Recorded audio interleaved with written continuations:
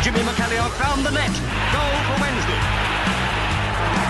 Terrific goal by Shayna. Chris Waddle, is he going to have a crack? Oh, he does, and it's goal. Still Glenn Wheeler! Aidan Fred wins the goal! It's the time for a winner.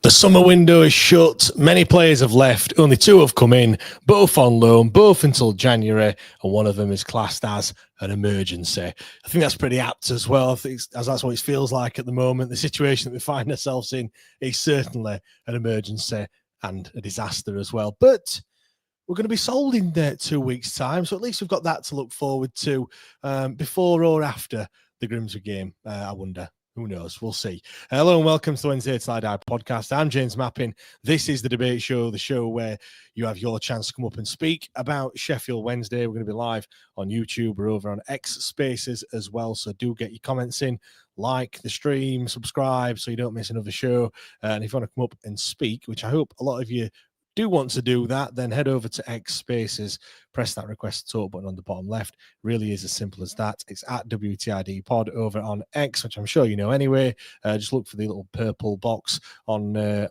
timeline, and yeah, join us over there. Come up to speak. I can see we've got a few people that want to do that already. We've got Cherie, we've got G, we've got Corbin, who I saw just before the game on Saturday as well. Walking down Via Road, was it? I think it was. Yeah, so we'll come to them in a second. But what we're going to be talking about this evening, I think the big talking point, certainly now over the past couple of hours, is the reports, claim, rumour, whatever you want to call it, that the club is going to be sold in the next 2 weeks. Pretty bold claim, if you ask me, by someone who apparently has a decent track record at these sorts of things, getting things right. I'm not going to sit here and say that I've watched that whole video. I've watched a bit of it, but not watched all of it yet. I'm guessing quite a lot of you already have. So yeah, what do you make to it? A lot of people speculating as to who it is, this mystery person that's spoken. Please do let us know what you think. Do you think the club will be sold in the next fortnight? I mean, I certainly hope so. I think everyone hopes that might be happening as well. But yeah, so do get in the comments, do let us know. We can also talk about that summer transfer window, if you can indeed call it a transfer window. I suppose more specifically the deadline day. We brought that one player in right at the death, announced at 7 o'clock. Even though I missed it, I would jump the gun a little bit if you was watching the deadline day stream that I did. Harry Amass being the player that we brought in, 18-year-old left back from Manchester United. What's your thoughts on him coming in? Is he going to go straight into the starting lineup? Who's going to make way for him? How do you see him fitting in with what we've got? I mean, it is a body in it, at least. That's the main thing. I think the most surprising thing, and something that we kind of have to be thankful to Man United for, is that they've paid for absolutely everything in this transfer: wages, accommodation, bonuses, sock tape, you name it. The Manchester United have paid for it. We'll talk a little bit more of that in a second. But there was also 3 other players that were linked, some heavily linked as well. And it seems like all of those transfers were blocked by the EFL. Sam Ray-Sakyi of Chelsea, Zépiqueno Redmond of Aston Villa, and Jaden Heskey from Man City. All 3 players named. It looked like the Heskey one was going to happen at one point, and then that one made a bit of a 180, a bit of a U-turn.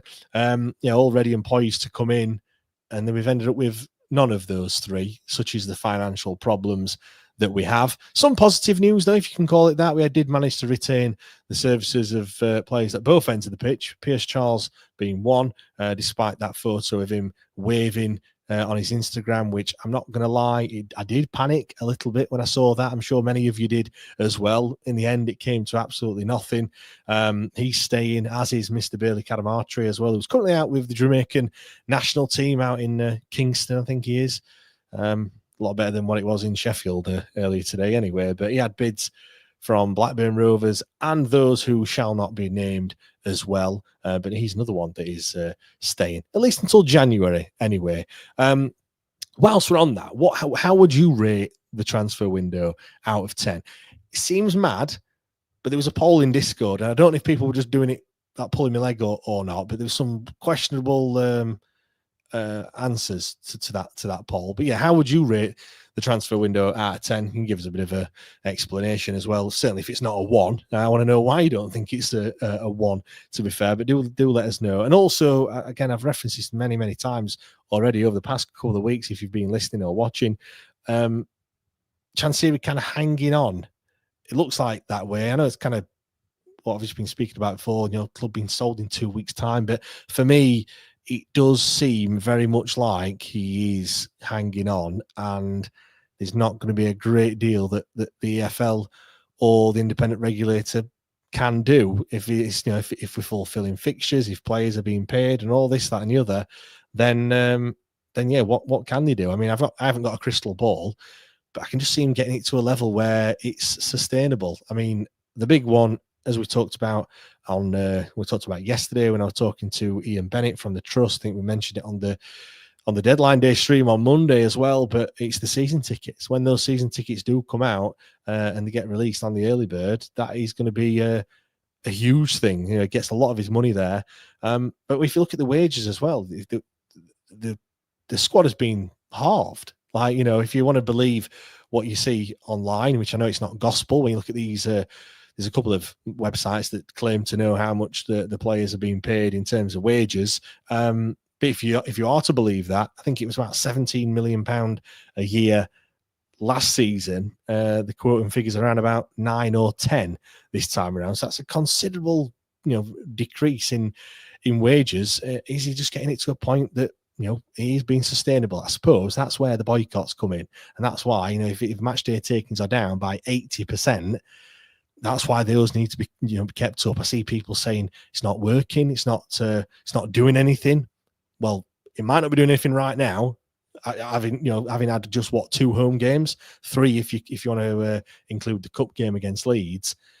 This is something that's going to just build and build and build, and over time, when you get into 10, 15, 20 home games, and we're still 80, 85, 90% down on takings, that's when it's really, really going to hurt Dejphon Chansiri. So I think it's too early to say that if it's working or not. I've got loads of people that want to speak. We've got Cherie, we've also got G, we've got Corbin, we've got Mark, we've got Harry as well. If anyone else wants to come up and speak, press that request to talk button, and I'll try and bring you up as soon as I can. Cherie, I'll come to in a second, but we've got a load of comments on YouTube, which is greatly appreciated. We've got Danny in the building, we've got John as well, another John. Barry's here. Jez said, deal agreed, not taken over. All right. Yeah, I suppose 2 totally separate things. Ian's here. John says, oh, it's James, lol. Yes, I am back. I've been back since the weekend. I've done last week, I've done, what do we do? Sunday, then I've done Monday, Tuesday. I've been here back for a while. Barry says, yep, deal to be signed off in 2 weeks. Little party emoji as well. In terms of the out of 10 for the transfer window, Scott's gone with -15. Stephen's gone with -20. Is that points deduction, or are you on about the transfer window there? Adam says, I rate it banana out of 10. Yeah, there's a lot of people saying that it's not a great transfer window, and I will have to agree with you on that one. Let's come to Cherie then first. Cherie, how's things? You all good? Yeah, I'm fine, thanks. How are you, James? Yeah, I'm brilliant as always. I'm sure the situation could be a lot better at Sheffield Wednesday, but that's what we've got. That's what we have to deal with at the moment in it, Cherie. But what do you want to talk about? We'll talk about the transfer window. We can talk about the game against Swansea last week. It's entirely up to you what you want to talk about. Well, let's start off with the game against Swansea. Yeah, what did you make to that? 2-0 it finished in the end. I thought we were in the game, in the first 10, 15, 20 minutes. I thought we looked quite decent, to be fair. And then I think as time went on, and, certainly obviously when we got into the second half, after the game just got away from us a little bit. But what did you think to it on the whole? I thought it wasn't a bad performance. That second goal was too easy, and Ethan could have done a lot better for the second goal.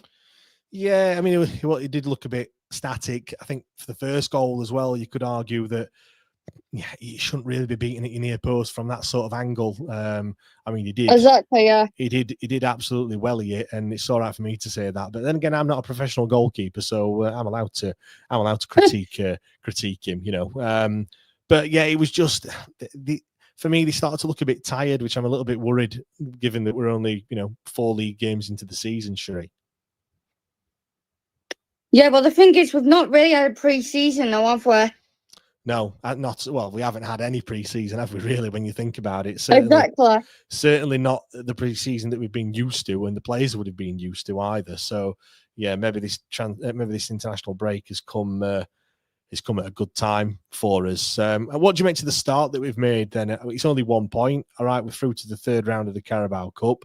Are you kind of pleasantly surprised at the way we've started? Again, I know we've only picked up a point, but for me, I thought it would have been a lot worse than what it has been. I think we have been certainly in some of the games that we've played, albeit not picked up as many points as what we perhaps, would have liked, I guess. I don't think it's been a bad start. Yeah, I mean, was you expecting it to be a lot worse? Yeah, I was expecting it to be a whole lot worse, James. Yeah, what do you make to the transfer window then? A lot of players have left. 2 players have arrived. Ethan Horvath, obviously spoke about him before. But then we've got another signing, Harry Amass from Manchester United. I'm guessing you probably, like me, don't know a great deal about him, Cherie, but he's certainly an extra player, an extra body that we've got. Certainly until January anyway. Yeah, I don't think it's been too bad. Obviously, not being a very great transfer window, if you know what I mean. Yeah, I think you've been quite kind there, Cherie, to be fair, because when you let, 13, 14 players go and replace them with just 2, yeah, that's not great. It's not ideal. A lot of players have left. The squad looks very, very threadbare. And even the players that we were kind of looking at, they're all youngsters. They're all 18, 19-year-old young kids. All right, they've come from, they were supposed to be coming from Premier League clubs, but they haven't come in anyway. So we're stuck with what we've got, and it looks like the EFL are blocking any sort of transfer that would increase the expenditure on the football club, which means that free transfers are going to be very, very tricky to bring in unless Dejphon Chansiri can prove that he has got the funds to run the football club, and it looks like he hasn't at the moment because the EFL aren't allowing us to make these signings, are they? What do you make to the whole situation at the moment, Cherie? It's been going on for quite some time. Feels like far too long that this whole saga has been going on now. We've not heard from Dejphon Chansiri whatsoever. He's not given an update or anything like that, which is ironic because we were talking, saying he's coming out too much and he's too many statements. Now he's not enough because he's not saying anything. But what do you think at the moment when you think about Sheffield Wednesday and the situation that we're in at the moment? I just reckon it's just one big fat mess at the minute. Yeah, can you see it ending anytime soon, or do you think he's just going to struggle on and we might be, dropping into League One? I dare say even League Two as well. I hate to say that, but I don't know. Is that what you're thinking? Well, I hope it ends soon. Like, they've got us all favourite to get relegated, and I'm not surprised. But like I said, I hope it does end soon because this can't carry on, James. Well, Mick McCarthy says it can, and we'll just have to wait and see. Cherie, is there anything else that you want to say? Because I've got loads of people that want to talk this evening, as kind of expected. Do you want to say anything else? Well, I'm glad that we've got that international break now. Yeah, definitely. What are you going to be doing with yourself this weekend? Are you watching England play? Are you an international football fan, or are you going to be doing something else with your time this weekend? Yeah, I'll be watching England play on Saturday. Great stuff. I don't think I will be. Maybe. We'll see. We'll see what happens. But, one more thing, James. Go on, of course. I bumped into Ross Wallace on Saturday. All right, okay. What did he have to say for himself? So basically, I sit on the grandstand. Okay. And he was on the media duty section over Rob Staten. Okay. And at full time, he's come down to the bottom steps where I am. Yep. So I've gone over to him. I've texted him and went, "Excuse me, Ross, can I get a picture of you, please? And I went, yeah, of course I can. So I got a selfie with him. Oh, excellent. Great stuff. It's always nice, former players when they come back to Sheffield Wednesday. My favourite Ross Wallace Yeah, moment. and I said to him as well, I didn't even know you were going to be on commentary duty today. Yeah, he's done it a few times, hasn't he, now? Old Ross. My favourite moment from Ross Wallace has to be, we were playing Huddersfield? Where he goes over and Huddersfield when he put that note down his sock. Yes, when he nicked the note off one of the Huddersfield players. And put it down his sock. Yeah, I thought that was hilarious. Very, very, very funny. And, it was. And kind of shows what type of player and what type of person Ross is. Cherie, massive thanks for coming on. Do really appreciate it, as always. If you want to do exactly the same as Cherie, head over to X Spaces if you're watching it on YouTube and click the request to talk button on the bottom and I'll bring you up. I'll come to G next, but I'm just going to read a few comments out if we can. Craig says 8 out of 10 window, in my opinion. Cleared the dead wood, kept the young prospects, reduced the inflated wage bill, and brought in a great young player on loan. You all want youth to come through, then complain. Not sure what to think about that, Craig, to be honest. Whilst I agree with the sentiment in terms of young players need to come through, a few of them, not 10 at once. You don't see any club just chucking youngsters straight in at the deep end. And you know what? We haven't even done that, have we? When you look at the starting lineup, you looked at the lineup against Swansea, 11 first-team professionals. We had Ugbo on the bench.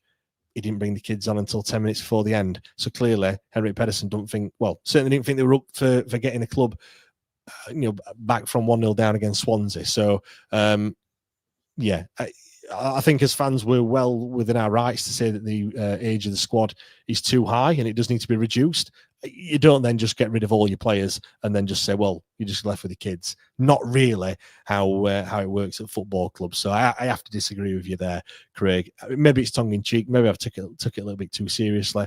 But there we go. Let's come to G then next, if we can. G, how's things? All good? Better than watching football at the moment. Well, do you agree with Craig? Craig says 8 out of 10 for this transfer window so far. Like I said, I don't know if he's been tongue in cheek or not, but he says we've got rid of the dead wood, we've kept the youngsters, got the wage bill down, and signed a great young player in Harry Amass. But what do you make to it all? I don't agree with that. Honestly, dead wood. I mean, give me a break. Yeah, I can't see Wind. I think if anyone had said you can have Josh Windass back, I mean, to be fair, you'd probably say no because he is injured at the moment. So maybe we've dodged a bullet on that one. But someone of that sort of caliber, and I know people. Some people liked him, some didn't. It kind of divided opinion. But when you're faced with the squad that we've got at the moment, you'd take anyone, wouldn't you, really? You'd have, I mean, Connor Wickham scored from halfway line earlier. I don't know if you saw that. I mean, maybe he could come in and do a job. Probably goal of the year, that. It was a great goal, wasn't it, against Man United youth team? I don't know if you saw it, but yeah, G, what do you want to say, mate? It's all ding dong story going on with one man only, Dejphon Chansiri. And I mean, honestly, this is the worst that I've ever had in my lifetime supporting Wednesday, because I thought Dave, I watched that video with you and Ian, and I thought Dave Allen were bad, but what Ian just said last night, it just summed him up, because he's nasty, he's vicious, that Chansiri. He's really nasty, and he don't even like us supporters, and that just makes it even nasty for him, because he doesn't really know what football means. He just does not know what it means about. And do you know what? When he first came in, I kind of get that. Like, if I took over, I don't know, paddle. I know nothing about the game of paddle. It's a bit like squash and it's a bit like tennis, but I ain't got a clue. Never played it in my life. Mm-hmm. If I suddenly owned a paddle club or something, for the first week or the first 6 months or something, you'd like to think I'd, not really know what I'm talking about. Had I owned one for 10 years, you'd like to think you knew what you were doing a little bit. Or when you first come in, you'd enlist the help of other people and listen to other people as well. He's not done any of that. And now he's 10 years in, over 10 years now. And there's absolutely zero excuses. Like there's so many opportunities for him to go out there and appoint all these people that have got a decent track record in the game of football, and he's done none of that. You've got Amadou Pakshaw is his entrusted, advisor. Like, I mean, I'm not being funny. Some of the signings that we've made under him, you would be thinking, other football clubs, these sporting directors and directors of football, when they have a poor transfer window or successive poor transfer windows, they get shut of him. He's still there. Like, he's still being, surely after you've been advised badly, which we seem to, the Chansiri apologetics, although they're dwindling somewhat, and I don't think there's many left, if any, but in the past, people would say he's been advised badly. Well, get rid of your advisor then, but he's still there. There's so many things that just don't make any sense whatsoever, and yet he's still there and struggling on. I mean, out of all the bad owners in English football, I mean, the guy we've got right now is the worst out of the lot of them. I mean, no offense to Reading, but I know they went through some bad times. But one man that just destroys the whole game, right? When it's a one-man band show, and prior to Reading, that they weren't a one-man band show, but to us, it's a one-man game show to him. And I mean, like I said, you can talk about bad owners like Mike Ashley, the Glazers, but the guy we got just is the number one enemy. Yeah, I mean, what do you make to the transfer window? A lot of players have left. We haven't replaced any of them. We've only brought in Even Horvath because we didn't have a goalkeeper because of the injury to Piers Charles. So you can't really call that a signing, to be fair. One player literally on the nose at 7 o'clock on deadline day, and that's only because Man United have paid absolutely everything for him. So, and obviously there was the other, news that players could be leaving, and it looked like he did actually want to sell Piers Charles and Cadamarteri. All right, loan them back, but the EFL obviously blocked that as well. Something, when that came up about Cadamarteri and Charles, I was absolutely, I was gonna blow my hat off, and if he'd have done that, if he'd have sold them for like a ridiculously low price, that would definitely just anger a lot of fans even more. Yeah, it would be the 400th nail in the coffin. Certainly not the final one, because I'm sure there's many more to come. Is anything else you want to talk about, mate? Swansea game. Well, I've said this. I'm not going to a Wednesday game as long as he's there. I watched it on telly, and I thought first 10 minutes we were all right, and we were playing well. And I thought to myself, well, maybe this is the day we could get one here. But little did we know it wasn't meant to be. And second half we were shocking, honestly. But it, like he keeps saying, it's not the manager's fault. It's not players' fault. We just don't have numbers in the squad.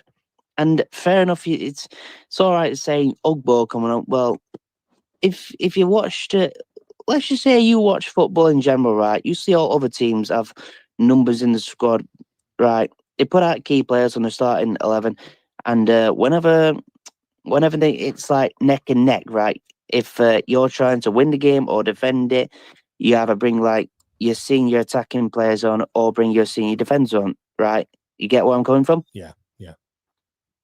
And I think you look to the bench, G, and you've got nothing. No disrespect to the youngsters, and I know they've done a fantastic job against Bolton, a fantastic job against Leeds as well. But when you're looking to change the game and you're looking for those players to make an impact, you're looking there and you've got no experience whatsoever. So it's a gamble in it. And then in football, when the game is at 1-0 and it's on a knife edge, and all right, the game was slipping away from us a little bit. You're not going to. That's not where you gamble. That's where you're looking to your proven players that can come off the bench and do something a little bit different. And you're looking there and you're going, I've got Ugbo, and he hasn't scored in, I don't know, 400 and odd days or whatever it is. Something probably even longer than that actually now, 450 days, something. It's a while. Point I'm making is there's not really anything to come on and change things, really. Right. in those two previous cup matches, we've had senior players take spot kicks, right? There's Jamal Lowe, Max Lowe, Charlie McNeil, Liam Palmer, Barry Bannon and Ugbo. Not a single one of them kids have took a spot kick. Yeah, well, I mean, to be fair, we only took 3, and we didn't need any more, did we, against Leeds? So, so yeah, they didn't even get a chance, did they, to take one? G, I'm gonna move on because I've got loads of other people that want to speak. Cheers. But thanks for coming up, pal, and and one more thing. Go on. All Wednesday our way. Well, of course we are, mate. Of course we are. G, thanks for coming up, pal. Do really appreciate it, as always. Let's read some of the comments out, and then I will come to... I've got Corbin that I'm going to speak to next. Mark, I can see you there. I can see Rob and Harry. Do stick around. I'll come to you in a second. Saw a comment earlier about Pak Xiao saying... everyone hates him apparently, but I've heard the opposite. He was referred to as a teddy bear at some point. I think that was in an article in The Athletic, maybe a few years ago. But maybe that's changed. Maybe people do not like him anymore. But he's certainly been around there for a while. Let's come to Corbin then next, if we can. Corbin, mate, how's things? All good?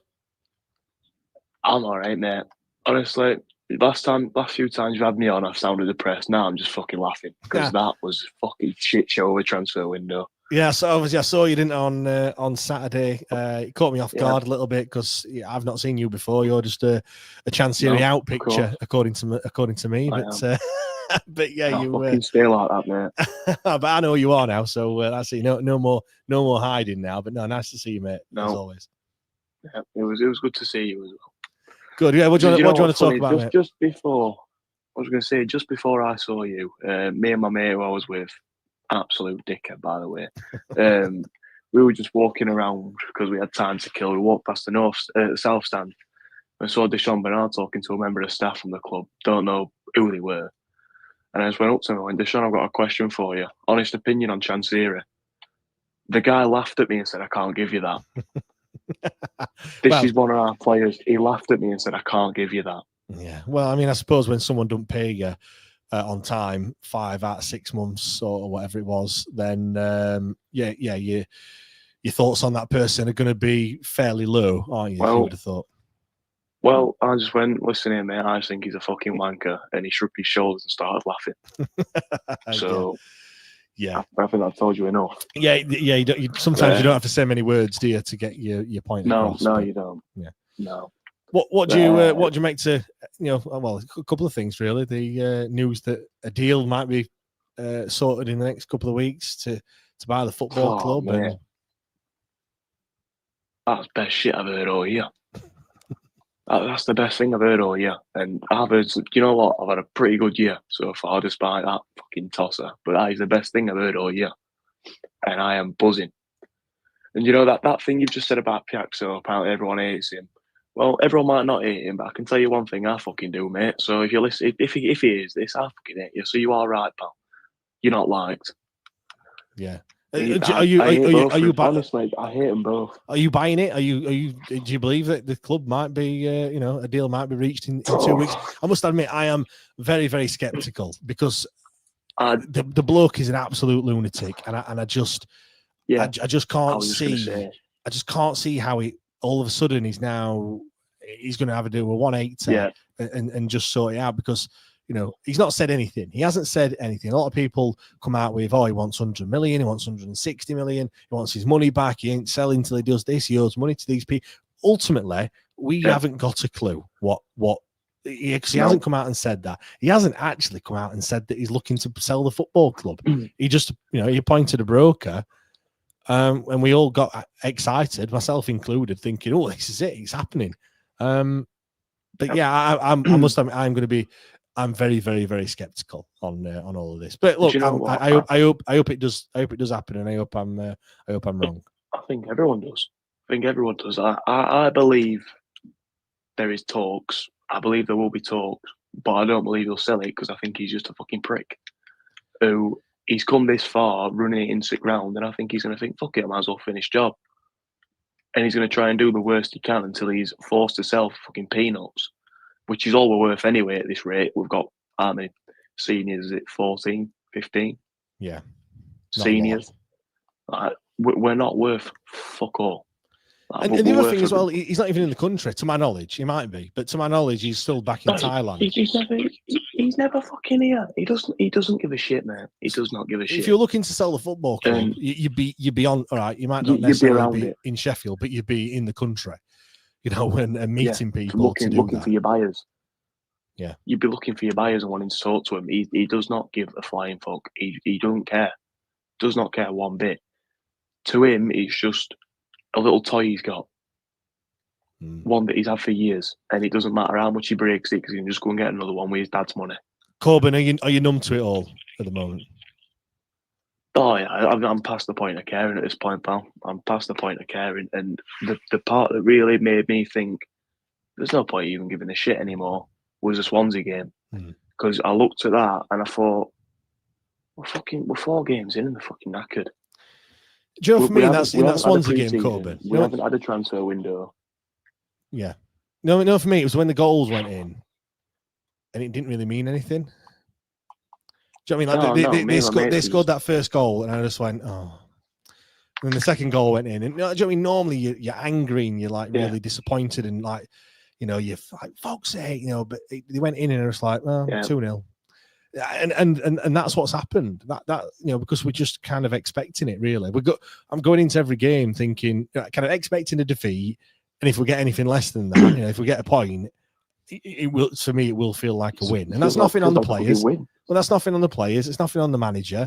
It's nothing on anyone else. They're trying the hardest. I've been battered that much that my expectations are just absolutely on the floor at the moment. And do you know what, mate? Like you've just said, that's the only reason I'm still going to go to games and I'm still going to clap those players off at the end of the game, because it's not their fault.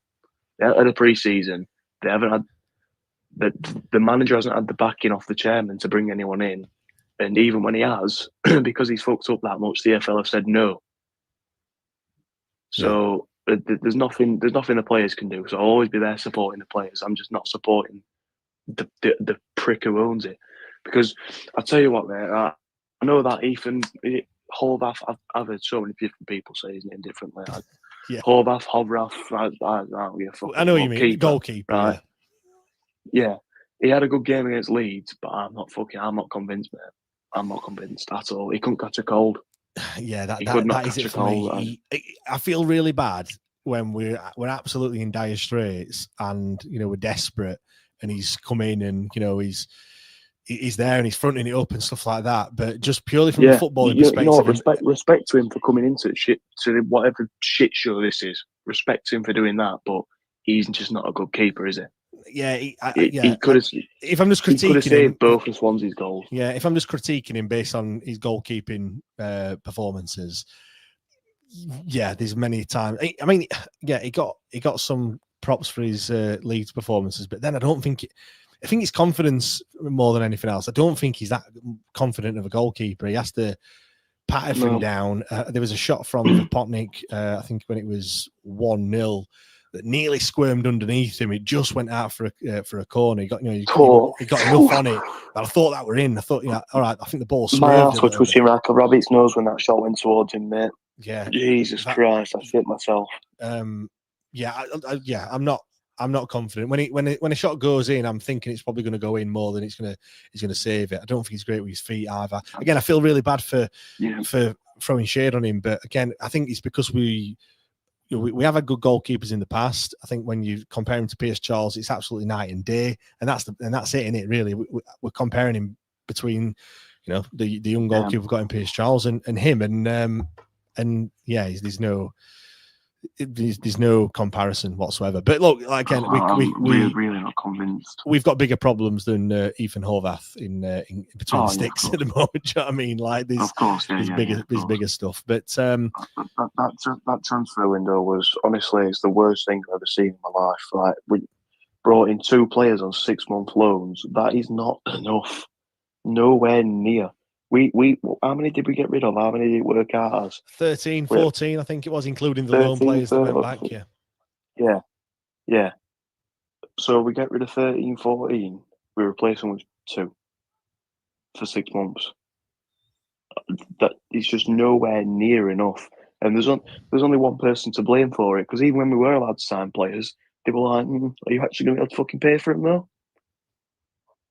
So he's just a fucking wanker, mate. He's running it into the ground, and he knows he's doing it. And I think he's going to try and do it for as long as he possibly can. Yeah, that's my worry. Again, I've said it a few times already. I think he's just going to get the EFL off his back, get the club into, well, I won't say into line, but just purely just ticking over, like idling. Like, it's not ticking over, is it? They're just idling along, not really doing a great deal. He's past the point of giving a fuck. Yeah, he's past the point of giving a fuck. He's sat there, he's getting stick left, right, and centre from supporters. EFL on his back. He's thinking, no one likes me. Fuck them. I'll just run their football club into the ground. Yeah, exactly. Corbin, is there anything else you want to add, mate, at all? Not really on Wednesday, but I do want to say Swansea fans are a fucking weird bunch. Just before I saw you, right, I was just on phone to my dad telling him I'd just seen Bernard and whatever. And this Swansea fan comes up to me and goes, "Are you Swansea?" And I went, "No." He went, "Oh shit." I'm like, "What?" And then what are you on about, mate? He went about, yeah, he just walked off. Was he walking opposite way? No, you were walking towards the way end. Yeah, before I saw you, there was a kid who started talking to coppers, and he did look a bit. He looked like he'd had a few beers, so I let him off. I'm walking towards Penistone Road. He's walking towards Leppings Lane. He comes to me. "Are you Swansea?" "No." "Oh shit!" Walks off. Yeah. Like, what? Well, I've never been so confused with the away fans in my life. They're from Wales, aren't they? So you've got to give them a bit of slack. Corbin, mate, massive thanks for coming on, pal. Do appreciate it. As always, thank you for coming on. If you want to do the same as Corbin, which you can see, we've got Harry, we've got Rob, Mark, Craig as well. Cheers, Craig, for coming on, by the way. I'm going to be getting a few pelters in the YouTube chat, so I'll come to you in a sec. I think it was Mark that was next. So Mark, get yourself ready. I'll come to you in a couple of moments. James says Horvath has caught more in 3 games than Beadle did in 15 months. Craig says he'll be dropped as soon as Pearce is fit. Yep, no shadow of a doubt. Well, he's only here till January, really. So even if he's still there, he's going to be gone in not too long. Daz says, hey, you can't slag Dawson off. He's one of our own, remember. And as long as you're one of our own, it doesn't matter if you're shit. You should still play in Wednesday fans' minds. I mean, yeah, right. I think when you have come through the academy, I think you do get a little bit more slack. I thought Dawson was okay. It's not. I'm not going to be building a statue of Cameron Dawson anytime soon, but still, he did all right, and we'll always remember him for being part of that Peterborough side and the side that beat Barnsley at Wembley. Right, let's come to Mark then next. Mark, mate, how's things? You all right? Hi, James. Yeah, not too bad, thank you. Not too bad. Depressed, mate. Depressed. We all are, mate. It's just that I think we're just being battered into submission. I think at the moment. Do you know what? I've been a Wednesday fan for over 40 years, and all right, okay, I live down south. I live in Surrey, and I don't get to come and see many games, but you don't want to, pal. Well, I tell you what. So my daughter goes to Sheffield Uni. Actually, she's been there for about a year and a half, and I've got to watch a few more games now. But I'm meant to be bringing her back next weekend for the Bristol City game. And you know what? I can't bring myself to buy tickets. I just can't. And this is what's happened. And this man has brought me to this. That I'm coming up. I rarely come up. Only to pick up my daughter, maybe see her, and I cannot bring myself to buy tickets. Yeah, and it's depressing, mate. It's depressing. I hate it. Yeah, that's what he's done, hasn't it?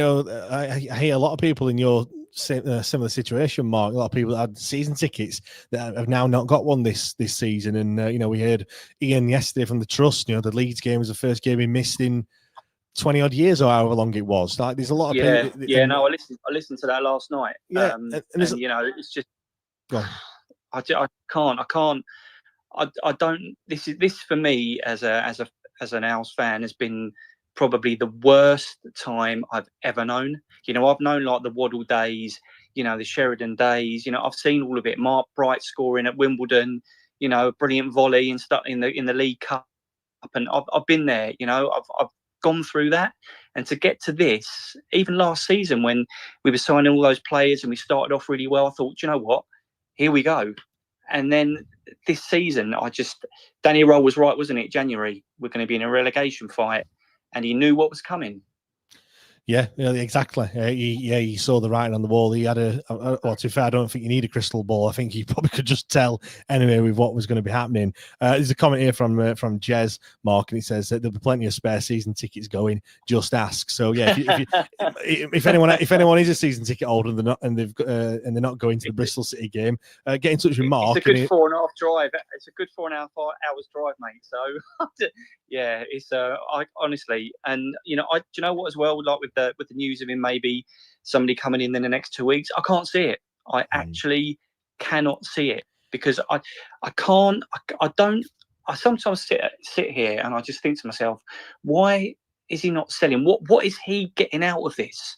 I don't understand it. What he is getting out of keeping hold of this club, I don't get it.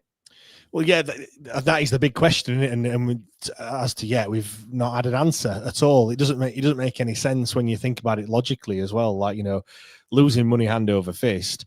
We could have been fairly competitive this season. Even last January, we were in a great position. I always thought we were. I always thought as well. I thought last season could have been his last hurrah. He could have thrown a bit of money at it, got us as high as we possibly could, whether that be playoffs. I was saying this kind of this time last year, or even last pre-season, get us as high as the playoffs, maybe just outside of it, and then the club will be worth as much as he possibly could get it. At that point, there'd be potential, and people would be looking, going, wait a minute, they survived relegation last season, they finished just outside the top 6 the next season. Do you know what? With a bit of money, I could get them to the Premier League. I couldn't be further from the truth. I couldn't be further from the truth, Mark. Exactly. I know. This is the stupid thing about it, is that what he's doing is just devaluing the club every day, every hour, every second. I mean, he's we all know what kind of a businessman he is, and I really don't. I mean, to come to the transfer window and not even be able to loan an 18, 19-year-old because we can't pay for his accommodation. Yeah. I mean, what is that? What? We're a championship club. Yeah. What? How?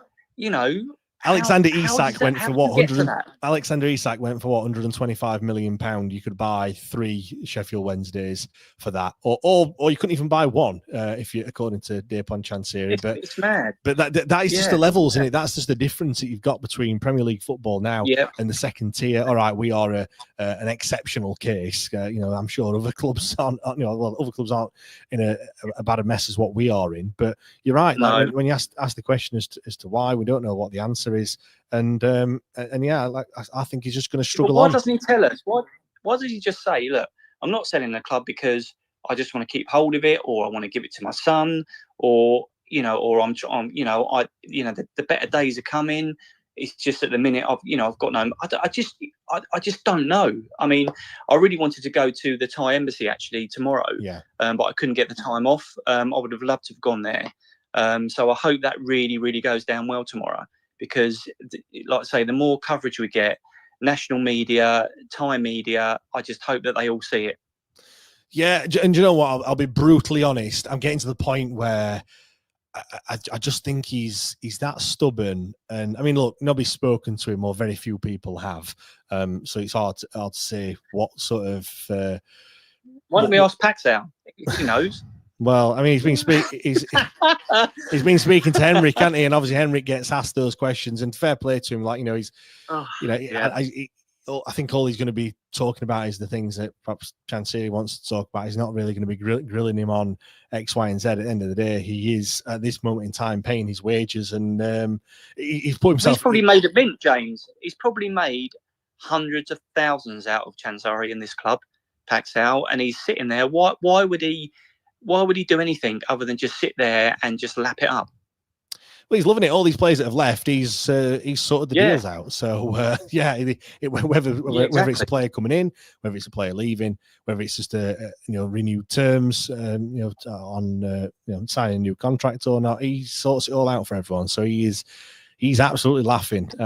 But yeah, we'll have to see. I mean, what do you when you look at the transfer window and stuff, or look at like kind of what Sheffield Wednesday moving forward?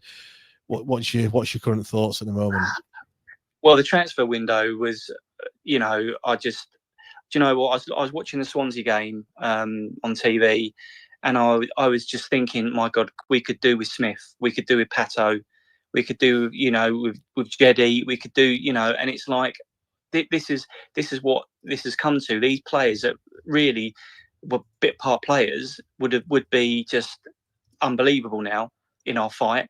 But do you know what, James? I really don't know, because it's all on one person, and that one person is completely and utterly mad. Yeah. What? Obviously, you say, and that's the thing. You say you're from Surrey. What's your kind of the local clubs down there? What do your mates and your workmates think when you're talking about Sheffield Wednesday? Well, a lot of my mates are Palace fans, actually. That and you've got the odd spread sort of Man U and Liverpool, but they're all sympathetic. They all just can't. I mean, I'm lucky. I do actually a radio show every 2 weeks. It's just a little sports show. It's on a local radio, and I get to rant and rave like this on that show. And obviously, because I'm down here, probably know everybody turns off. But it's just, all my mates are sympathetic. They just want this sorted out, and they actually can't believe it. They almost laugh, because it's laughable, and it doesn't seem believable that a club of our stature and how we're in the Championship can't even pay an 18-year-old for a loan for a season, because we can't afford to pay for his housing. It's laughable, isn't it? It's Mark. It is. Do you know? I'm talking to him, and I'm just. I don't think I'm in a normal reality. Do you know what, Mark? I've thought that myself. I look back on the last 3, 4, 5 months, or however long it's been, and then I kind of go back. I mean, this is still under the Chansiri era, but I'm thinking, what was it like last year? I was just flicking through TikTok earlier. And it came up with the Peterborough game. It actually went from the game at London Road, and I just, I just watched through it all, obviously. And I was there at London Road. I was in that away end, and I think to myself, like, going back to that point, and we were heading down, and so enthusiastic, thinking, I'll admit it, I thought we were going to absolutely batter Peterborough in the first leg, and it was going to be straight to Wembley, and it'll be easy. And, I remember driving back and being just. Were silent in the car, just like not saying a word. And then it obviously cuts to the game at Hillsborough, and you see the fans and the roar that came from Hillsborough that day. When Smith scored his penalty, when we got the penalty, and then so that was, it feels like an absolute lifetime away. But we're talking 3 years. And I think that the decline of the club. How quickly it's gone over these past months, I kind of have to pinch myself, because I can't. It doesn't. Nothing makes sense. It's not logical. What's happening? Nothing is logical. And whether he's an egotistical maniac and he's a narcissist, so be it. But I cannot understand, like I said to you before, why he's holding on to the club. And he's mad. He's mad bonkers shit. That's what he is. Yeah, you couldn't put it better myself, to be fair. Mark, massive thanks for coming on, pal. Appreciate it, as always. Yeah, thanks for having me on, James. I'm not sure if you've been on before. If you have, apologies, but nice to get some different different first voices. time. More than welcome to come on, mate. Do appreciate it, Mark. Brilliant. Thank you, James. Yeah, appreciate it. Thank you. No problem. Right, let's come to Harry next, and then I'll come to Craig, and then I'll come to Pete. I'm just going to read a few comments out. Everything in the chat, there's a few American flags in there. A lot of people thinking that it's Texter that is going to be sorting the deal out. I have had a message sent to me. It's looks like it's a screenshot from Instagram, and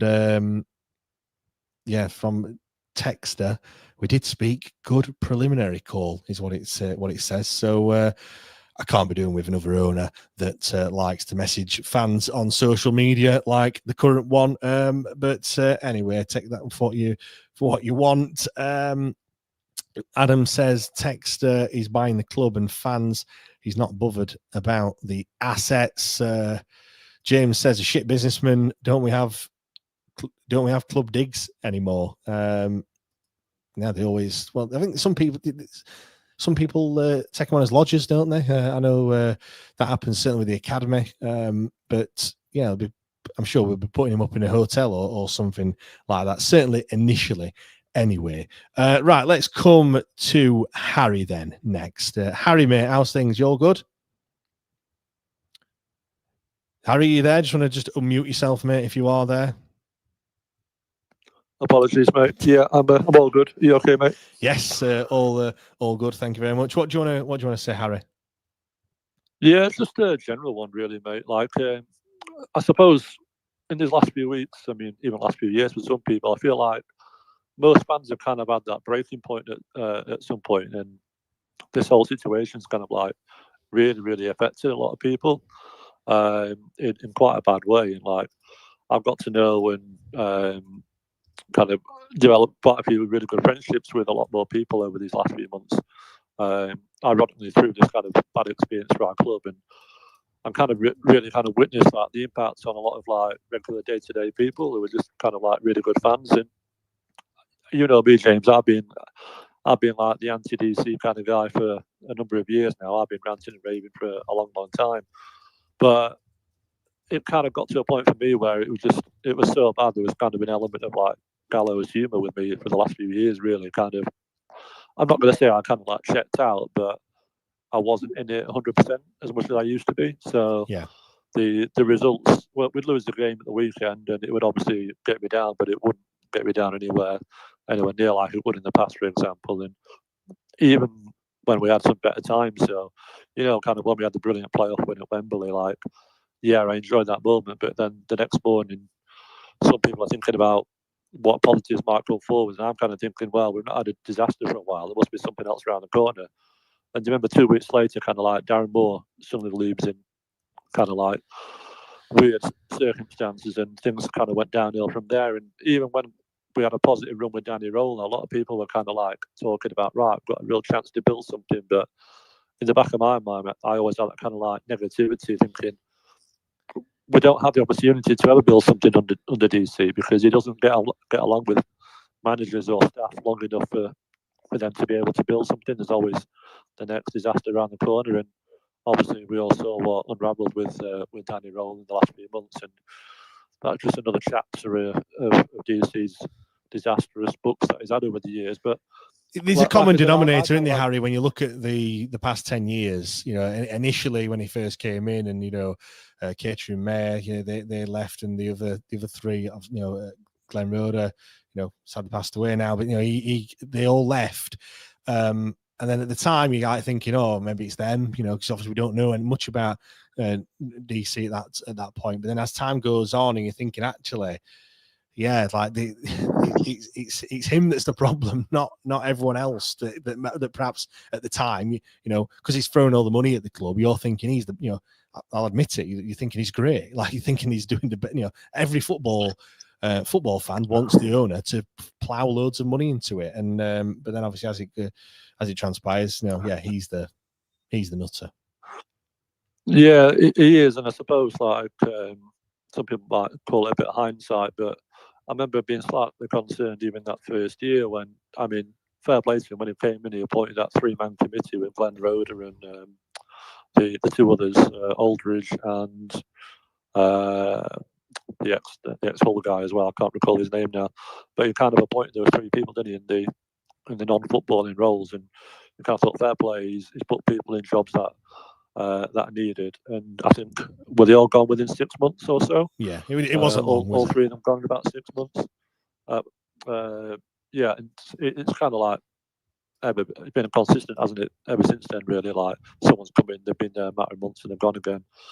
But yeah, I kind of said before, like, I had a bit of gallows humour, but I know like a lot of people have spoken quite honestly about how it's made them feel this last few weeks and few months. And I feel like maybe Saturday was kind of like my breaking point, or almost kind of like where it really, really actually bothered me on Saturday. I actually felt really down about it, and so I'd been to the Leicester away game and the Wrexham away game. I missed the first home game of the season because we were away, but the Swansea game was effectively my young gun's first game of having a season ticket, and so like that first home game of every season is always quite special, and you've always got that positivity, and you missed it the following weeks. But when you're trying to get your children involved as well, it's kind of like that added element as well. And it just felt like what ought to have been kind of a really kind of a special moment on Saturday was just very, very much tainted. And you kind of walk into the ground and it didn't have that kind of spark, that kind of feel to it.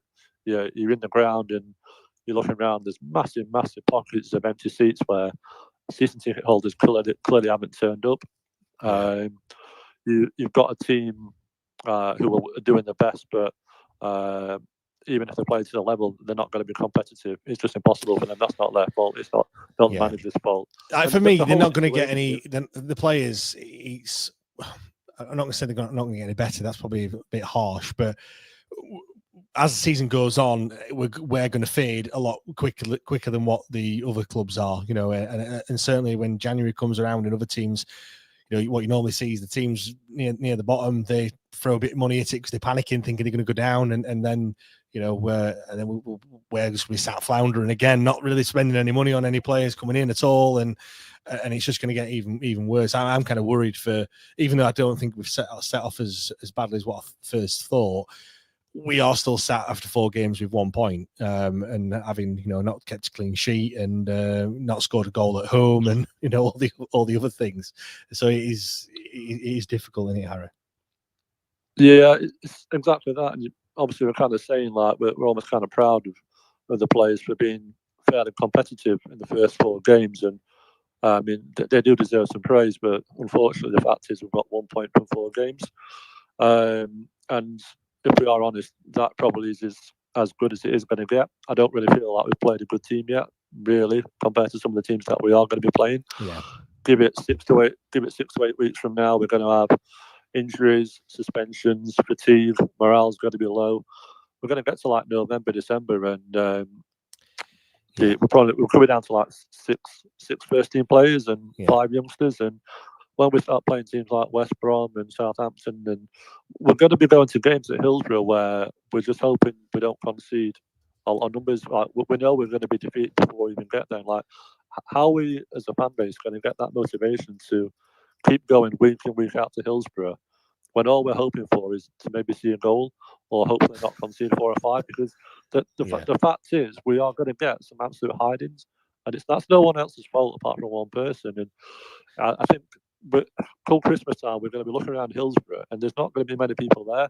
It's going to be really hard to kind of stick with it, and for people to take the children to it, because that motivation is going to be a real struggle. I agree. I mean, when we come back after the international break, the one in October, that is, I'm just looking at the fixtures now. We've got Saturday, Wednesday, Saturday, Wednesday, Saturday. You know what I mean? That's like, 6 games in the space of 21 days there. That's going to be the test when we have got all those midweek games coming thick and fast, and you know we're going to have to rotate. That word rotate, you know, we did it quite a lot with certain managers that we've had in the past. We're going to have, you know, very little rotation because we can't really afford to do that, but we're going to have to. And yeah, it's going to be interesting. Harry, massive thanks for coming on, pal. Do appreciate it as always, and just talk to you for longer. I've got, you know, more people that want to come up and speak, which is great. I promised that I'd get Craig on as well. I don't think he needs to dash off soon. Craig, I'll bring up in a second. Let's have a look. We've got Adam says he has no reason to lie about Pat Shaw. I think he's referring to the guy who can only be named as Sai that did the video earlier. Pat Shaw has a presence at Hillsborough and he's in contact with the players, unlike DC. John says, I think I've seen Texter in Rawson, so it must be true. Adam asks if he was wearing a cowboy hat or not. Natalie says, I hope that if the rumours are true about a takeover, the HMRC catch up with Chansiri before he skips off into the Thai sunset, because you can bet that they will never catch him over there. Right, let's come to Craig then, if he's still there. Craig, how's it going, mate? You all right? Bad yourself, mate? Yes, I'm fine, thank you very much. What do you want to come up and say, mate? It's a tough crowd tonight, isn't it? In chat. Yeah, definitely. We're all very tongue in cheek, by the way. It's just awful, isn't it? I think for me, the saddest part of this whole sorry affair that we've got at the minute is just killing people's love for the club. And I've got an 11-year-old son, and he's just not interested anymore. He don't want to come up. He don't want to go to the games. Don't want to share. He's just lost the passion for it. He's not interested at the minute. It's soul destroying. And do you know what? And when you take a step back and look at the bigger picture, that is the most worrying. The future of the football club. We said it quite a while ago. Now you look at those down the road, and all right, I know we're above them at the moment, but you look at they've signed some players. All right, generally they've been in the Premier League a lot more than what we've been. If you were, the only Sheffield Wednesday fans that are coming through the door, or coming through, should I say, are ones that, like yourself, it's your son or your daughter that's born as a Sheffield Wednesday fan, and that's the club that they're going to support. You're not going to get any sort of casual fan just going, oh, know what, I'll support Sheffield Wednesday. If you go to uni, we heard Mark talking about his daughter that's at university up here. If you've got someone else that's at Sheffield Uni, and they I don't know, they might be from London, and they've come up here and they're thinking, I'm going to support a Sheffield club.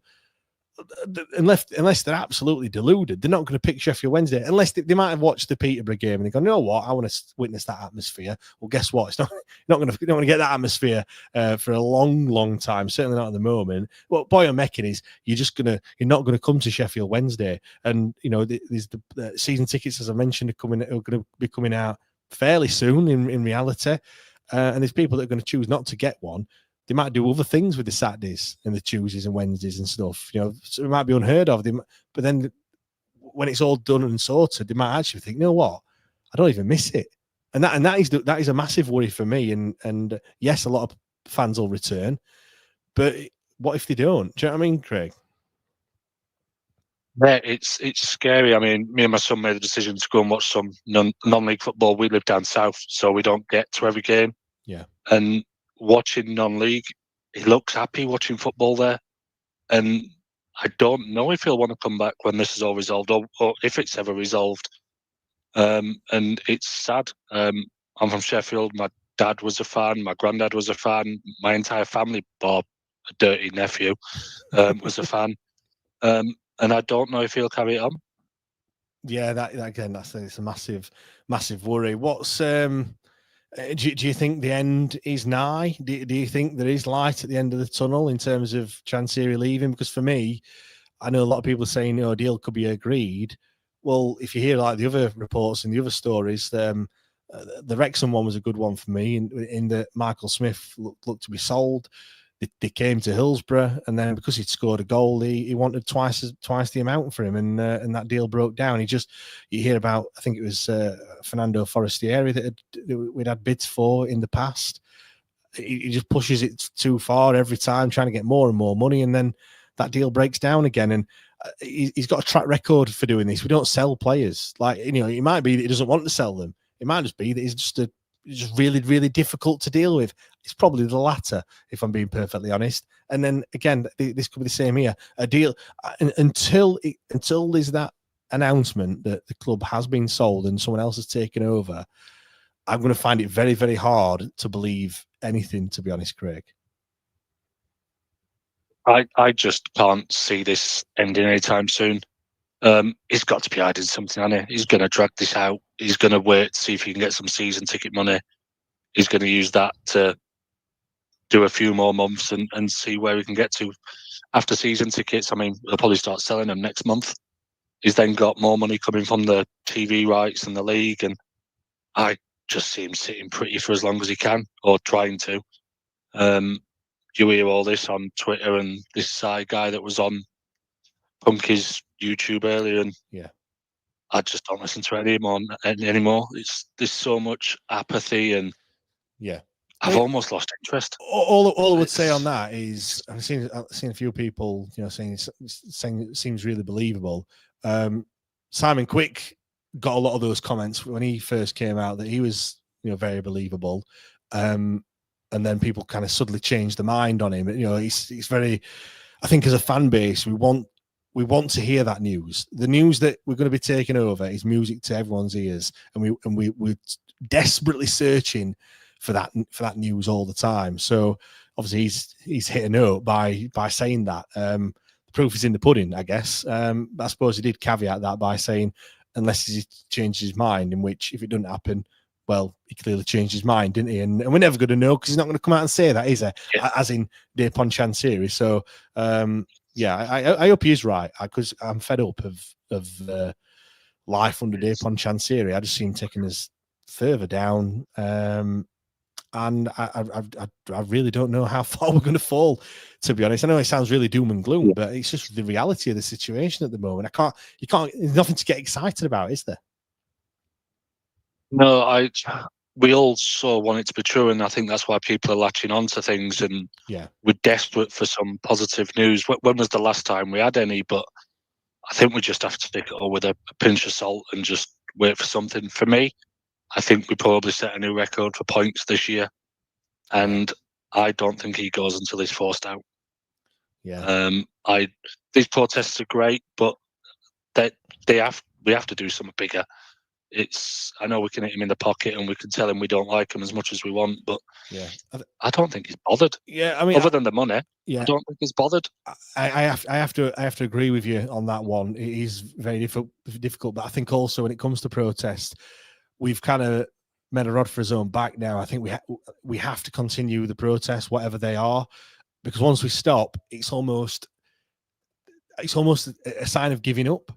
We'll walking out. When the fans walked in after 5 minutes in the for the Leicester game, people say, "Well, that's not going to make him sell, is it?" Well, no, it's not. Like it's holding a leaflet up. Is that going to make him sell? No, it's not. But it's all about that raising that getting the exposure.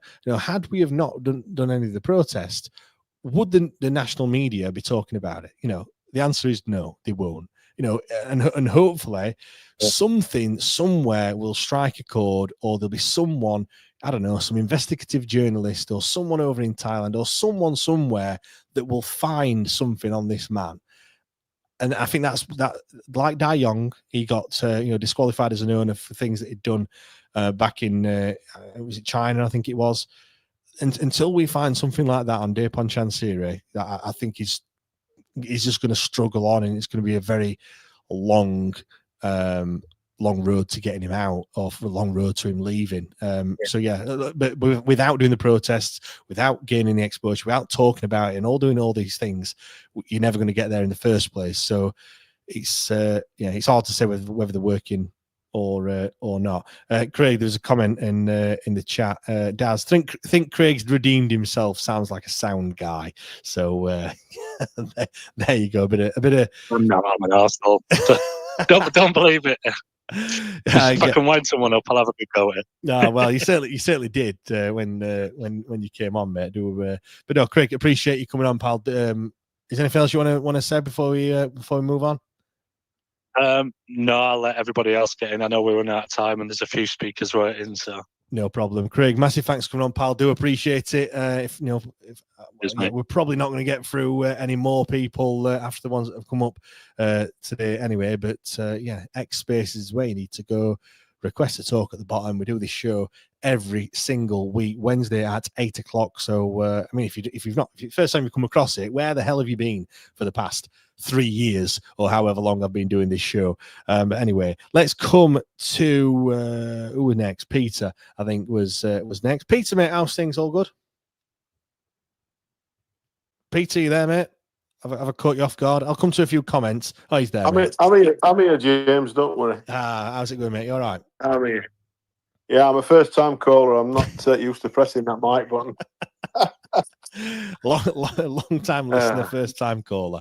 Nice to see you, mate. Believe it or not, I've not seen any of these rumours tonight, so I'm intrigued by it all. I'm waiting for the show to end so I can go and hunt it down. Yeah, you need to go on YouTube and search for Punk Chef. Is it Punk Chef 91, 81? Sorry, I've got his handle wrong, but right, okay. He's done a video with a chap that goes by the name of Sai.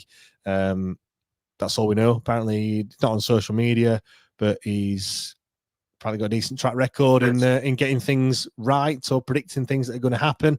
Or so, yeah. Apparently, the deal's going to be done in the next 2 weeks, according to him. That so was quick.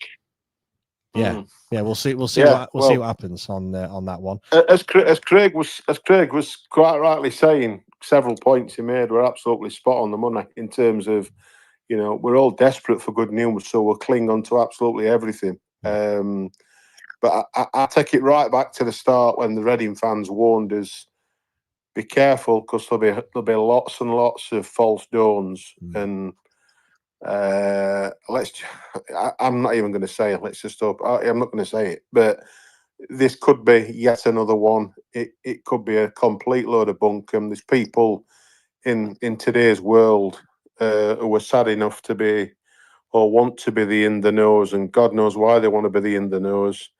And to be the first to break the news because it's something we all care passionately about and deeply about. So we carry on, and like you've just said, we have to keep protesting. We have to keep doing the things we're doing, raising the awareness and all that kind of stuff. But like Craig just said, the damage is generational, and and Gaz was the one who I first heard say it. It's causing us long-term damage, and you said it as well 2 minutes ago about the students living in Sheffield. 77,000 students have come to Sheffield every year, and there's an opening there, or there was an opening for our commercial team to get in there, and even if they're only giving 100 tickets away every home match, which seems a lot, but in the big scheme of things, we've always got 100 tickets available. In the edges of the south stand, it's little things like that. How many times have I said I've used this phrase?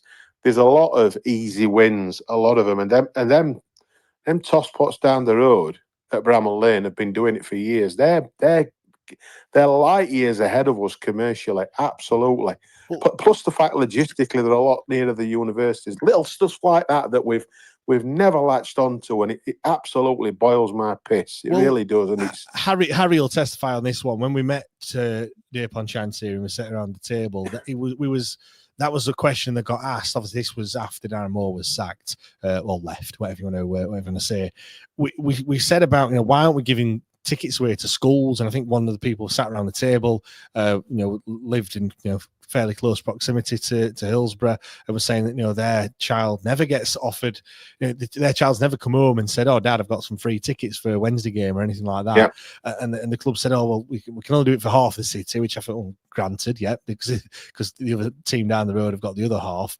But I'm like, we don't shout about it enough. Like all it takes is a post on the on the club's website or on the social media, giving away. This weekend we gave away, I don't know, 1,000 tickets and a picture of the kids that are just like there celebrating the first game of the season, or a bit of. It's not hard, is it? In a world where we're content driven, and you never know what just might get that. Like it's just another pat on the back, innit? But as a football club, again, giving tickets away to school kids, that's not our biggest problem at the moment. But you can go through his whole tenure, and I think ultimately the staff that have been working at Sheffield Wednesday just haven't been given the tools to do their job properly. And not only that, everything is that damn difficult to get through to to get signed off.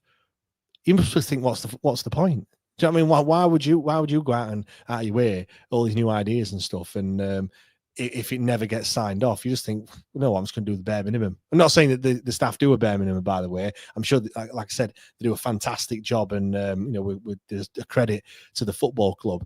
But that's just natural, isn't it? That's just what's going to happen. It isn't like we said, James. I can remember. I think it might have been even. It wasn't even last season. Season before when they did that stupid offer. It were a night match in winter.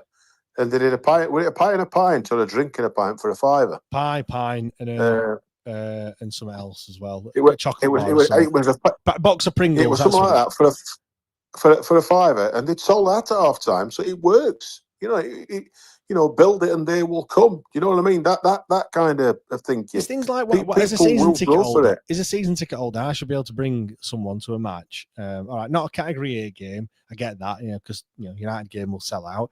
But they should be able to bring someone to 1 or 2 games either for free or for a tenner. Do you know what I mean?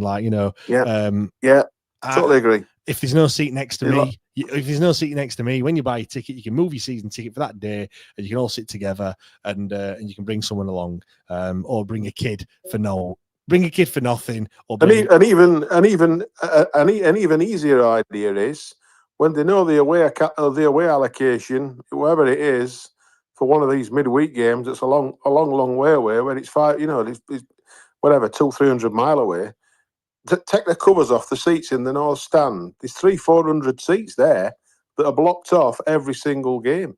Just take that thing away. There's no danger to the opposition fans. Put a few extra stewards on and give the seats away, or sell them at a £5 a piece. Because when they get in the ground, they're going to buy a pie. They're going to buy a pint. It's just little stupid ideas like that. Peter, I feel like we're talking to a brick wall, aren't we? End of the day, we're shouting down that void. Yeah, we're talking as though we've got it's dreamland really, because this doesn't happen in Mr. Chansiri's world, because it's all about the dollar, and it's all about the pound notes. And this creates dollars and pound notes that doing these things. Yes, You're not just doing it for the laugh. Like anything, you don't do a giveaway. To just because you can. Like, all right, sometimes that does happen, but it generates more exposure, and then off the back of that, you sell more. You give them tickets away. If you give 1,000 tickets away, if 100 people then buy a ticket for the next match, well, guess what? You're 100 tickets better off than what you were before, and it's cost you fuck all. Daz says like kids for £1. Liam says so many open goals we missed. Kids for £1, friend for a £5. Yeah. Just a couple of examples there. Justin, get a kid to the first game, a fan for life, or a DC sees it, a new customer. It's great point. We've also got someone saying you sound like Sam Allardyce as well, by the way. Have you ever heard that one before, Peter? Might look like him. I've got a big fat belly, but I don't know about that hotel. There you go. Apparently, I wish I got his money. Yeah, definitely. Definitely not Sam Allardyce. If I was, I'd be knocking on Chansiri's door for the job. But anyway, I won't talk, because I think Henrik's doing all right at the minute, and I'm pretty pleased, because he's not working with a great deal, as we all know. I was a bit surprised at some of the comments about the transfer window earlier, because I don't know what people expected. Because obviously, I'm glad the EFL have done what they've done in terms of they've sort of turned the screws and tightened the screws. That might sound a bit the wrong way to think, but at least it might bring us nearer to the end with Chansiri, and the fact that Man United's had to put their hand in the pocket and pay for everything, including, like you said earlier, his sock tape and even his bus fare and his tram fare, etc., etc. I mean, we missed the trick, didn't we? Really, because what if players had got wind of it early? What they could have done is said, "Now then, Harry, just go to Carrington and just." That box of sock tape, can you just bring it along, because we ain't got any down here, and I hope they've done that. And maybe he's brought some along with him. You never know. Yeah, it's just another thing. But I'm not disappointed in terms of, it's what I expected from the transfer window. It'd have been nice to get another 1 or 2 in, but it is what it is. I don't want to get on Horvath's back as a keeper, and I'm not going to say the obvious, but I think he's just a pat of cake. I don't think he could catch a cold. I really don't. But pat of cake. He just pats the ball away. But for saving the penalties against Leeds, he gets a lot of credit in the bank. Look, beggars can't be choosers, can they? Really? And I no, think, and he's a big lad. He's a big lad, but he just can't catch. I mean, which to is be not fair, ideal for a goal. what he could do is take them oven gloves off his hands, and I think he might be a little bit the biggest goalkeeper gloves I've ever seen in my entire life. They're absolutely Yeah, but massive. have you seen his fingers? 3 of them's busted. Well, yeah, he's got 3 of the biggest bandages on his fingers I've ever seen in my life, and it's like, I think they're the oven gloves on his fingers. So perhaps he does. Maybe that's it. He's got the wrong gloves on. When you're taking a meat and potato pie out at oven at 2:00 and you're playing at Hillsborough at 3, I think is what is what he's doing. Maybe that's what he is. Maybe he's the chef in the kitchen, and they thought, "Hey, he's a big lad. We'll get him in there." No, it wouldn't surprise me at the end of the day. No, it's been good tonight because there's been two or three people on who've never been on before, and I hope they come on again because it's a fresh voice, it's fresh ideas. Yeah, of course. But the same old story, it reinforces what we all know, that the man at the top is just he has to go. And let's hope that. Let's just hope. But I'm not going to say what I said because we've had so many false dawns. I'll let you get other people on, James. I know it's been a good listen tonight. I've enjoyed it. Yeah, cheers, Peter. Thanks for that, mate. And I just want to say as well, Peter's the guy behind the Everywhere and Nowhere fanzine. You might have seen that popping up here, there, and everywhere. Obviously, the first issue was out before the first game of the season, first game against Stoke, and the next one, Peter, is going to be out before the Bristol City game, I do believe. Is that right? Yeah, it goes to print in the morning. It's 44 pages, and the people who've contributed, they've chucked some really some fantastic articles. Oh, cheers for that, Peter. Thanks, mate. I do appreciate it. No, I wasn't blowing you. I wasn't blowing you up. Smoke up your wax side. Yours is not bad, actually. Yours is about the second best. Anyway, but no, there's some cracking stuff. It's 44 pages.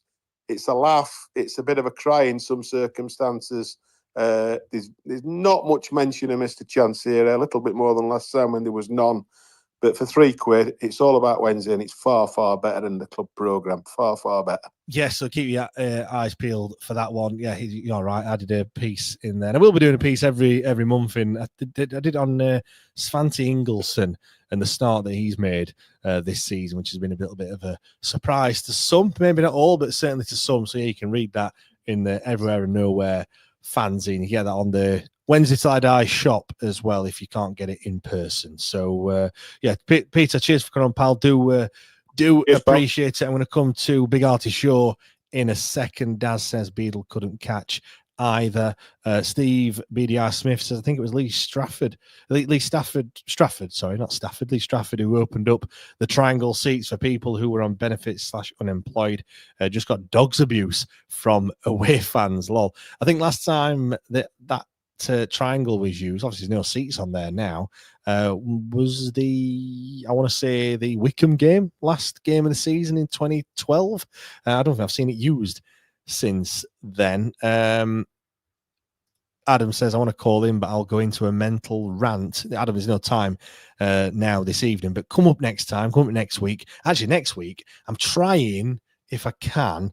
Obviously, there's a lot of talk about boycott, and I know the Trust have said about boycotting the Grimsby game. Obviously, next week will be a little closer to that Grimsby game, and I want to get the thoughts of people that, one, want to boycott, and two, those that don't want to and will be going as well. So I'm trying to set that up for next week and have a good old-fashioned debate and look at both sides of the coin. But we'll see on that one. Let's come to Big Artie Shaw then, if he's still there. Are you there, pal? Hi, mate. Yeah, I'm here. Yeah. Just want to thank everybody who's been making comments. As Pete just said there, it's a commonality. It's a commonality of everybody, with new voices and old voices, that there is only one cause of our pain, angst, mental health issues, and everything like that. And it's the guy who's sat in his little ivory tower in Thailand, or it's in his nice, lovely restaurant in Paris, or wherever he wants to go, spending our hard-earned cash. Because he's certainly not spending it on the club, is it? Well, I mean, he did say he weren't going to put any more money in the club. It took a little bit longer, but I suppose he is he is true to his word, because I think at the moment... Well, yeah, he's coming to fruition. Yeah, I think at the moment he isn't putting anything in, is he, really? He's just living off the the little bits of money that keeps coming in, and maybe he's sold his Ugandan gold treasure box that he's found, or something like that. I'll tell you something. Reading that, it was like as if it were reading something like, you know, Romance in the Stone or Jewel on the Nile. Yeah. It was like, oh, is this for real? Are we going to have like some mercenary trying to get it across Ugandan lines so they can boil it down and then make it into some gold thing? You're like, what in hell's name are we listening to? My lad's nearly 5 years old, and he sometimes read him a bedtime story. And Super Potato, I think, is more believable than what than reading that. But obviously, not saying it wasn't true. But you know, you're reading it thinking like, really, like, does this actually happen? But then there's that many things that are on the face of it unbelievable. But you don't know with this man. But then you could caveat it by saying this is too far-fetched to believe, and then all you have to mention is Dejphon Chansiri, and then every person who's read it goes, yes, this is actually possibly believable because he's a Fruit Loop. Yeah, well, obviously, he's quote unquote businesses that he has aren't doing very well, are they? Because again, we still don't know what they are, who they are, where they are, or anything else. You know, if I had a football club and I had, I don't know, Mappins Motors or something like that back over here, and I bought a Chinese football club and I wanted to sponsor it, I won't put Mappin on my shirt. I mean, Mappins Motors. Do you know what I mean? And that would be everywhere, all over. Even though I've not got any garages in China, I'd still put my businesses everywhere. Not just my family name, but yet he has to put his family name everywhere instead. Surely you'd advertise your businesses. You know, there's a lot of gambling companies that I've never heard of, but they're from the Middle East or I don't know, whatever country they're from. But yeah, they sponsor Premier League sides and stuff like that. So it's very odd, isn't it? It doesn't make much sense when you think about it. Yeah, and to be honest, I think I've laboured the point over many months now. God, is it that long? That he hasn't got that money. He hasn't got nothing to show for it. He's clearly he's battening down the hatches. And he's battening down the hatches, and he's basically it's now attritional. And what it is, it's one person's attrition against 30, 40, 50,000 Wednesdayites. Not necessarily those who attend the games. Some people are out of the country and things like that, but we're all Wednesdayites. And it's an attritional thing, and it's who budgets first. Now, if we're talking about this tweet, which we're all, or this article, which is like, there's a takeover and it's going to happen in two weeks. I'll be honest with you, and I will only believe it when I see it. I will only believe it when there is an official communication from Sheffield Wednesday through to the EFL saying we've now sold the club and the new owners will be ... I can't wind myself up by looking on X and Insta and everything like that, because that is not helping me.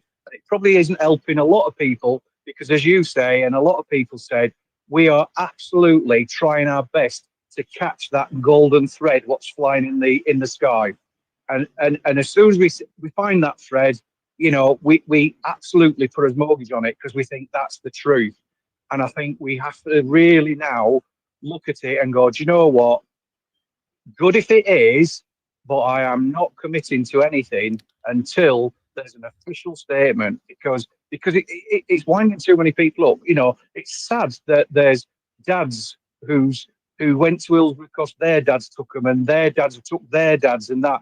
And now, and I think it was Craig who said, how can he now get his son to come up to Hillsborough when he's getting far more enjoyment watching non-league football? That's the sorry state of affairs. That's what's happening now to our club, which is being ripped to bits.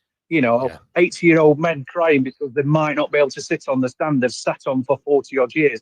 That's all the personal stuff which he is doing. And it's cruel. And it's cruel to everybody. I mean, just on that as well. Obviously, we've heard today just on this show for people that have, there's a guy in Surrey that's come on, someone else living down south. Yeah. Just from doing this podcast, a lot of the patron members that we have are, living further afield, and I think it's for me, it's probably those that we're going to losing the most. Like. For myself, I actually live closer to Rotherham's ground than I do Hillsborough, but it's not that far away. Do you know what I mean? 20 minutes, I'm there. So it's not a chore to get there. But those that do live further afield, it's those that are going to think, actually, why am I spending it takes long enough anyway to go to a match even by living 20 minutes away. But why am I going to spend literally the whole day doing this when I'm getting absolutely zero enjoyment out of it? And you're just going to find something else to do with your time. It's the key thing for everybody. Value for money. Am I currently, as this season stands, am I getting value for money? No. £570 no one my is getting season. Value for money. £570 my season ticket cost. All right, I missed the first home game because I was away. But if I'd gone to both of them, you're not seeing any goals. You've seen us ship 5 goals so far this season. But remember, pay big money, get good players. That's what he said. That's what he told us. So you've got to believe that. And that was the bullshit line which he spun to us when he started doing the massive increases when he first took over. If we're going to get to Premier League, we're going to start playing Premier League prices. Well, we've been playing Premier League prices in the Championship, in League One, back in the Championship, and we're still getting no further to the Premier League. So, everybody says, "Oh, at what point did you start turning on Chansiri?" I think at the point of when you have that hope that we're going to start moving forward, and you see a manager who wants to do something, and then suddenly. It's not about the club, and it's not about the manager and the team. It ends up all centering back onto Chansiri, and he comes out from that first story, sack the manager. Yeah, I agree. Yeah, and it just all it's as if it all centers around him. It's all everything's got to gravitate around him, and that's what the frustrating part is now. I hope that we can keep the pressure on. I hope that there is things which, like such as the, not another pound in the ground, fine, and that's again when I was listening yesterday. You don't have to do everything, but if you do one little thing, then at least that's your contribution. The little sign, everyone welcome, not mention Mr. Chansiri. Things like that. It's little quick wins because what will happen is you've got to keep going, and we've all got to keep going. And it's little wins. It's them little things against the system, and the system is him. And if we can do those little wins, and we can do that thing where it keeps us laughing or it keeps us going, we've got to keep doing it. We're in for the long haul now. It's us against him, and if we start to wane, then he's winning. He's winning. So we've got to maintain pressure. We've got to keep the pressure. You've got to do your little bit. Everybody has to do a little bit. Doesn't mean that you can't go and spend somewhere if you want to spend somewhere. But if you do a little thing, it'll hurt him. If he starts talking about season tickets in October and November, geez, he is definitely going for an absolute cash grab. Definitely going for a cash grab. Well, he's been doing that every year. He's been doing that every year, though, hasn't he? Like, why do we put season tickets on sale around Christmas time every single year? He got lucky last season. I know a lot of people didn't buy one, but last season, at the point where he put the season tickets on sale, we were in a half decent position, and a lot of people would have thought, what? Actually, we could be doing something this season. As it happened, well. Bubble well and truly burst in it, and look where we are now. So, and the thing with that is because we fell into the false hope because we were like 7th, 2 points away from 6th in the playoffs. We saw the January transfer window coming closer. We all had an idea of what we needed. We needed another 1 or 2 centre halves. We needed another centre forward to bolster the squad. We all could see it. Rules saw it, and then suddenly the numpty in charge then has his little vanity thing and then starts spouting off for 4 hours and basically saying, I'm the boss, I decide, the manager's not got in touch with me. And then suddenly that's it, bubbles burst. It's all burst again. And we've just got to keep picking ourselves up and just see that we are gonna get there. The club is bigger than the man. And all I can say is we have to just keep together. If we're all together to support ourselves and the cause of getting him out, then we will beat him, and he will languish back in Thailand, and we'll forget about him. And I think Flash Gordon did a tweet about what would you do for the last 10 years under Chansiri. It's easy. It's the Men in Black, Will Smith, Fink.